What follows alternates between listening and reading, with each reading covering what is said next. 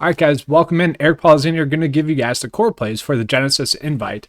Just real quick, if you guys want to help out the channel, just leave a like, subscribe, or leave a comment in there as well. That all helps the channel out. If you guys are interested in using the tools that you'll see in this video, you can join 9 to 5 Nation. The link is in the description below. Let's get into the core plays for this week.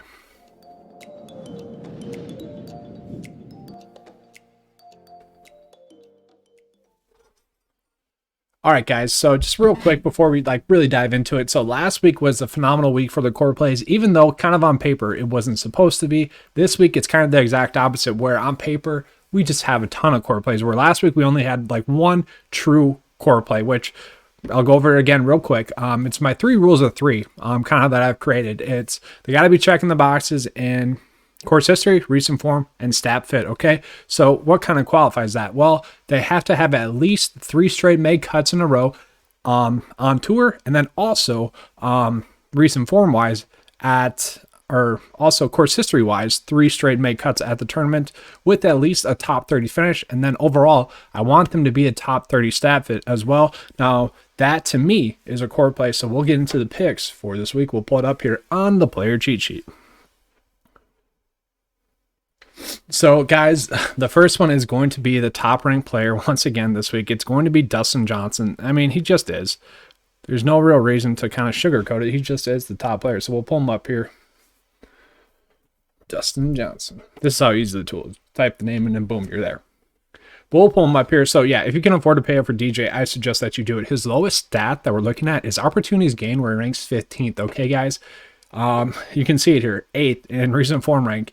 And that's mostly just because he only has this one start here at the STOC where he finished 11th. That kind of tells you how strong of a field that we have, where just only factor in his 11th finish at the STOC, he's still the 8th rated player recent form wise, which is pretty darn elite. Course history wise, his worst finish was 16th in 2018. Other than that, just pure dominance. So yeah, we just don't have a real reason to fade DJ this week. So if you can afford to pay it for him, I suggest that you guys do that kind of once again this week. But after that, we got Xander Schauffele here. Xander Schauffele, to me, is really just checking all the boxes. He's at a nice, safe price point. We look at his recent form, average finish, 3rd. And then course history average is solid as well. Guys, just elite stat fit here. Great course history. Great in the model. So we'll pull it up here. Course history has been getting worse, I guess, as he's went, but 23rd, 15th, and 9th place finish. I mean, those are all stellar finishes. He's had a 5th place finish at the STOC and then a 2nd and a 2nd place finish. So yeah, Xander Schauffele really just checking all the boxes for us this week. He only lacks in opportunities gained, where he ranks 98th, but you guys can see the significant difference between Xander and DJ. But still, I think he's going to be a quality play. And then we drop down into Patrick Cantlay. I'm kind of worried about Patrick Cantlay. He might be chalked just because he really is an elite play given the price point. He makes a lot of sense as a starting point for your builds this week. So driving distance could be a little bit better, 89th in that, but strokes gain differential 5th in that, bogey avoidance 5th in that, birdie to bogey ratio 3rd in that, ball striking 27th. Overall, he's a top 10 stat rank play. Ranks out 4th in the model this week, which is absolutely phenomenal.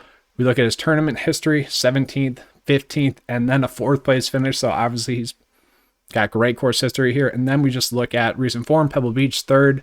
He had a 2nd at the AMX and then a 13th at the STOC. So yeah, Patrick Cantlay easily checking all the boxes once again this week.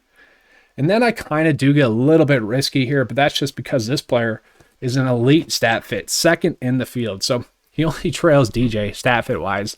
And we can see why. 2nd in ball striking, 4th in birdie to bogey ratio, 13th in driving distance, which, you know, is going to be a key stat this week. Strokes can approach 30th, 9th in opportunities gained, 11th in bogey avoidance, and 7th in strokes gain differential. Overall, we can see, you know, where he lacks this week is course history. It's kind of struggled, but other than that, phenomenal 2nd stat rank play, 5th in recent form average, and then 14th in the model. Once again, that's because of his course history. He has a miscut last year and then a 44th place finish. But I do like that he does have that course experience. I'm kind of going to take the risk there because he's been in such great recent form. 2 straight 2nd place finishes and then a 23rd place finish at the Macoba. Granted, the recent form and stat fit. That's why I'm going to, you know, kind of take the risk with him. If you decide to fade him to kind of do a more fair and balanced approach, I'm good with that, though. To me, he makes a lot of sense in a tournament that, you know, he's really just checking all the boxes stat fit wise. Then we drop down to Carlos Ortiz. Carlos Ortiz really just I'm having trouble trying to find a reason to fade him. This is the year that we need to try to find a reason to fade someone, because it seems like when there's a player at this price point range where we have absolutely no reason to fade him, they kind of been laying us down. He is just checking all the boxes. His only worry that we have is strokes gained approach where it ranks 151st, but still only 19th in bogey avoidance, 12th in birdie to bogey ratio. So that hasn't really been that huge of a factor. And he's still 48th in opportunities gained, hitting it long off the tee as well, 57th on the tour there. You know, top 30 in ball striking and strokes gained differential as well. I mean, 26 stat rank play, 13th rank for recent form, course history ranked 9th. And that's a key thing I want to pull up. 26th place finish last year and a 9th place finish in 2019. Great recent form, hasn't missed a cut in his last 5 starts. I absolutely love that he's had some top 10 upsides recently as well. So Carlos Ortiz, just, I can't find a reason to fade him. And maybe that's the reason to fade him, although I just don't see why we would do that. And then one more for you guys. Cameron Tringale. Just really, he's checking all the boxes as well. No real poor stat that he has. Yes, 66 in driving distance, which kind of surprised me. I never really saw him as like a long player. And, you know, 66 on tour, that's really not bad at all. 60 in strokes gained approach. Everything else is T33 or better. So, yeah, Cameron Tringale casually popping here, guys. He ranks out 18th in the model this week. Just solid overall. Good course history for the most part. Top 20 finish or top 30 finish last year. Missed cut in 2018. And then, you know, 8th place finish in 2017. We look at his recent form. 4 straight made cuts, and they've been getting better with each start as well. So, Cameron Tringale at this price point does make quite a bit of sense. Now I'll just pull up Stuart Sink here. He's not a core play. He might not even be my favorite value play. I just kind of want to point him out because he is a great stat fit this week. Okay, guys, like this really should be a good course for him. You know, strong in bogey avoidance, strong in birdie to bogey ratio, strong in ball striking, strong in driving distance and opportunities gained. You know, if he goes off and wins this tournament, it really wouldn't be shocking at all. And he is 500 to 1 on Draftkings, which if you guys are watching this video and haven't, I'm going to be posting a outright bets or betting video as well. So definitely check that out. He'll be highlighted in there because 500 to 1 for him on DraftKings Sportsbook is just crazy. 6.3 for him in DFS. It's kind of crazy as well. If you guys want to factor in like a miscut with him, I'm actually okay with that because the upside that he gives you, I think is going to be worth it this week. So I like him as a play this week as well.